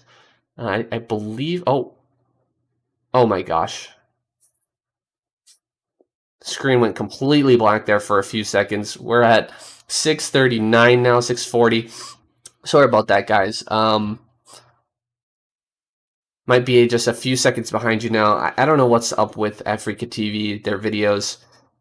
Sometimes they just glitch right out. Maybe it's because the servers are over there in Korea. Sometimes it doesn't quite work out. Now that we're having the attack here at the front, the Reaver kills the bunker super fast. Second bunker is coming up. The second Reaver shot totally misses, but so much damage on that Reaver. Reaver really got wrecked there. A big shot, though, from the Reaver hits both the tanks there on the high ground. He's going to surround that first tank and actually pick that off. Should be able to maneuver around here with the micro to keep the rest of these tanks alive. Still no siege mode just yet. Can he actually keep this tank alive? He's got to be very careful. Don't lose that. Now, finally, siege mode is done. And Sharp will hold on from here. Keeps the wall alive. He needs to remake that bunker. Keep these tanks from going down. Ooh, that was very close. Bisu did a lot of damage there. 35 workers to 47. The Wraith was really clutch to actually finish off that shuttle.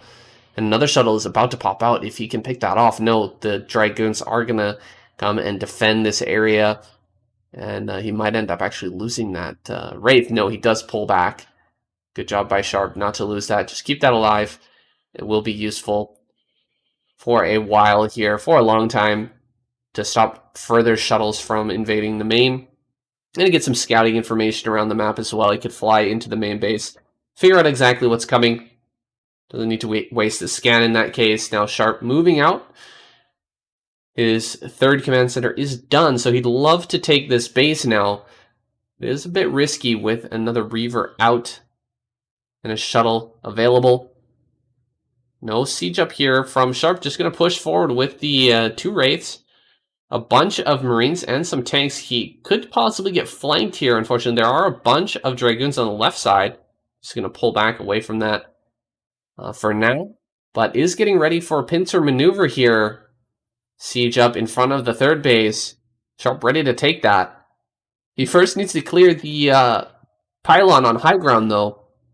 Whatever he sends to clear that won't be part of this battle when Bisu actually attacks here. So gotta be careful on what he decides to clear that pylon with.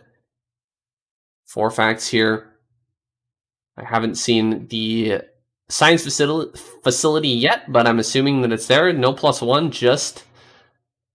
just yet for Sharp. 1 Wraith gets picked off, traded for 1 Dragoon, so not too bad for Bisu there, picking off that Wraith. Sharp getting in with some vultures there, as he is known to do. Not a perfect wall in here from Bisu. He didn't finish off those, adding on those extra pylons, so he gets punished. Now a Reaver going to be dropped here. Can I get the big kills? 1 kill so far. No Wraith. Where's this Wraith? There should be a Wraith still alive. I mean, 1 of them did get picked off, but there still should be 1 more. Gonna get this tank as well. Tank can't back off. No, went for an SCV instead. Gets a few more SCVs. Wraith is being built.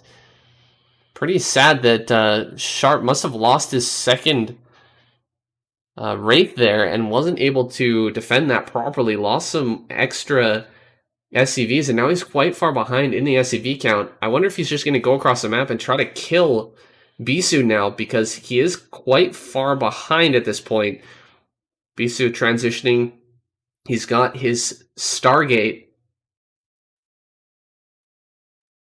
A Wraith is out. Is he going to go and take this fight? Ooh, some mines could connect. Going to get a free Dragoon there. All the mines are cleared, though. That's quite a bit of Zealot. Zealot speed is done. Here comes the Zealot drops on top of these front tanks. The Reaver is down. Ooh, great dodge there. Dodging those tank shots. You can see a bunch of those tanks were targeted on that Reaver, and GG has called a really nice clearing there at the end. Just cleaning up those tanks. Great dropping action there from Best. Wow, a great Bisu. Great display from him. I think there might be 1 more game in that series. Sharp was up. I wonder if we're going to get it. Let's jump into the next game. All right, coming into the next game at 47, 48, 49, 50 seconds.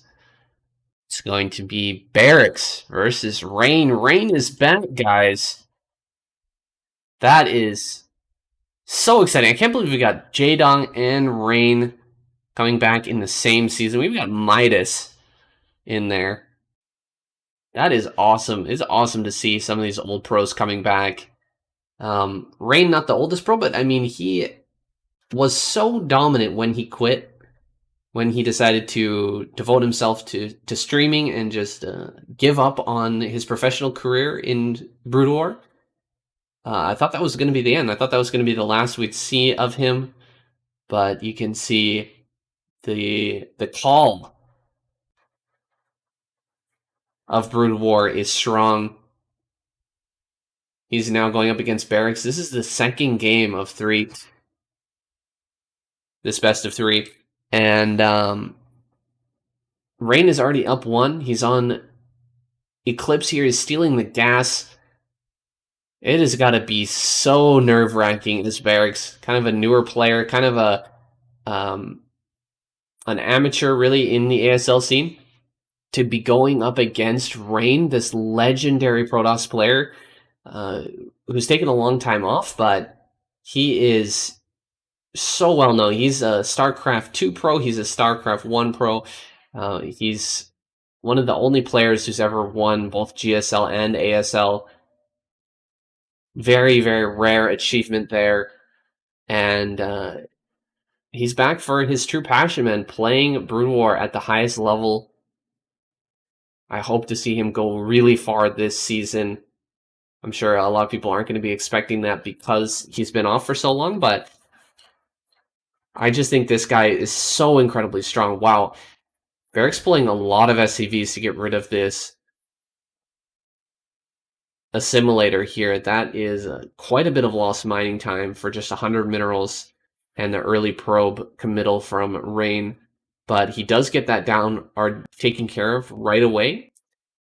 and he will be ready here to throw down his command center shortly. 2 SCVs, 3 Marines coming out to the front to challenge, but this SCV gets a little out of position there. He does make it back to the ramp. We'll push this away, starts his command center, so looking all right here. Gonna get that bunker started as well with 4 Marines now. Shouldn't be a problem here to push away this single Zealot. And Barracks going to be nice and safe. I'm looking forward to seeing what Rain decides to do, just in terms of his overall PvT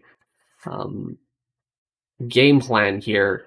Is he going to play the way he used to back when he was the ASL champion, or is he going to adapt well to the newer metas?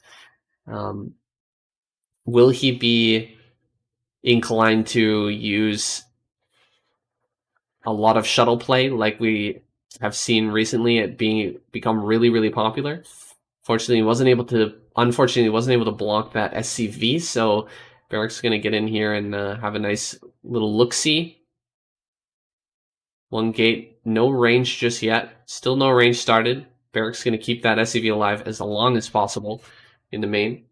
Probably just going to let it die there once the Dragoon pops out, because this information is awesome to have. Actually, he will run that SCV away, wants to keep that alive, and send that back to mine. So send it back home. Got the factories on the way. Looks like 2 factories being built right now in the main. And Rain, no robo or anything yet. I don't see any additional buildings added on in the main, though my minimap's a little bit messed up right now because my start bar is kind of in the way. I don't know why. I was messing around with the settings recently, and it's probably going to be a problem when I'm trying to record KCM, but the start bar just won't go away. Might be partially because I have a second monitor here that's plugged in. Yeah, there's a lot of technical difficulties going on, guys. Mic difficulties, your typical, just a lot of problems. All right, I don't know what else to say. I pride myself on being kind of technically savvy, but streaming and recording and doing voice and all that stuff has been a serious challenge to me for whatever reason. It's a lot harder than it looks, guys. Just when you're watching people doing live streams or whatever, show them some additional respect, because the technical side of that can be really rough, and just for sure cut them some slack. I can see people watching things like BSL or like some of the other live streams getting frustrated because the quality is not perfectly there, and yeah, that can be tough. It can definitely be tough. So you cut them some slack for sure. That first Dragoon ended up going down there. That's unfortunate for Rain. He was keeping that out for scouting purposes, but losing that first Dragoon is really painful. Now he has no idea if Barracks is just barreling across the map with a bunch of SCVs and some Marines and some tanks, but at least he's got this Reaver out in case that was a possibility. You know, it would be really hard for Barracks to break him now, so he's just going to keep this Reaver at home for a little bit as he gets prepared to take his third. There's a Wraith out here on the map searching around for that shuttle, so it's good news that he's not sending the shuttle across the map. Stargate is on the way. Likely that's going to be for Carrier here. Carrier just kind of works better. Ooh, just barely missing that with the scout. That's crazy. A really nice position here for the Stargate. Not going to be scouted out here by Barracks with that scanner. So Barracks going to be heading across the map now. A lot of Marines and tanks, but these Marines should die very quickly to this Reaver if it manages to get a good connection. I don't know if this is going to work out well for Barracks. Still got a lot of production here. He is trying to get into into carrier, but I feel like pure gateway production is necessary right now. Maybe even pumping out a couple of extra shuttles as well, just to drop zealots on top of these tanks could be very advantageous. Surprised that he hasn't canceled this, or at least made some sort of move towards delaying that in order to get this stuff out. Now we've got the engage here.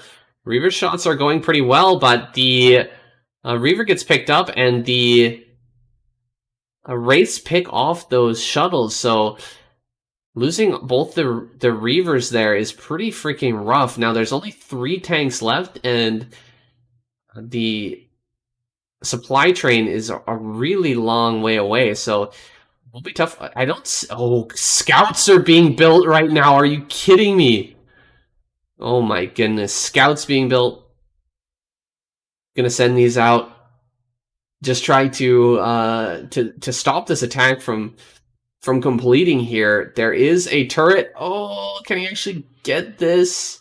No, the turret does finish up. He kills the Wraith at least, but the turret does finish.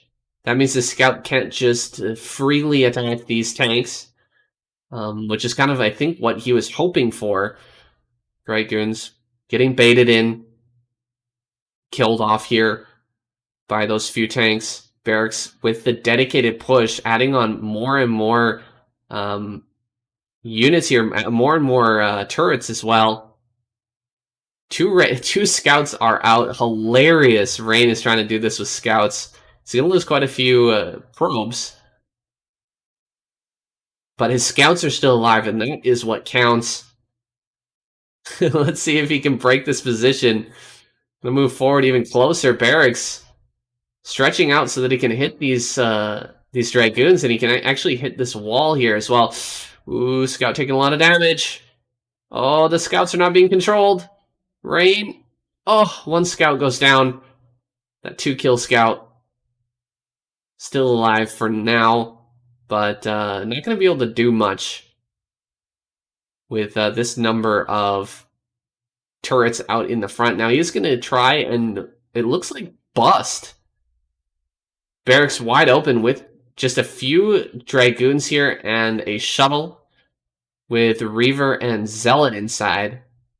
I'm not sure how this is going to work. He's going to drop the Zealot on the high ground here. Should be able to pick off this tank with relative ease. Go for some damage here in the main base. He's going to get a big shot. Oh, pretty decent. Looking for another shot here. Unfortunately, it's going to get stuck.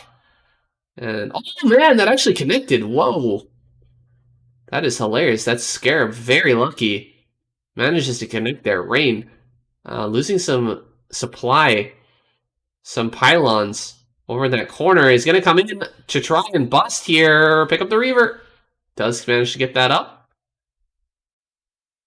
Mines are present. Can't actually drop that Reaver once again. More Reavers being produced here. Where are the shuttles right now? I feel like you need shuttles to break this. There are quite a few turrets now, but blocking these reinforcements is really good. He's getting a ton of zealots. There's not any more tanks being sent up to join this army, so eventually that will be taken down. The Reaver does get picked off, though, and now the army can start to group up here once again. He's going to fight from the high ground. That should be a pretty decent trade. Maybe pick off another tank. No, backs off and loses everything. Rain showing some cracks here in his game plan. Going to come forward with his Zealots just before speed finishes. That's a bit of a rough timing there. A bit of an anti-timing out of Rain. He is going to get on top of these tanks, however. There's so many buildings in the front, though, and the tanks are eating up these Zealots. The speed finally finishes, and the tank's doing a great job targeting all of the Dragoons here. Now, he's going to come forward with one more sort of hoorah here. Dropping some Reavers out as well, getting some good shots with those. Trying to pick off some tanks, trying to pick off some Goliaths as well. But GG is called. Barracks takes a win against Rain. And they will go to a final game 3. We'll see if we get that game. That was interesting, sending out scouts there. It didn't end up working, but props to Rain for actually giving that a shot. Let's go ahead and find the next game.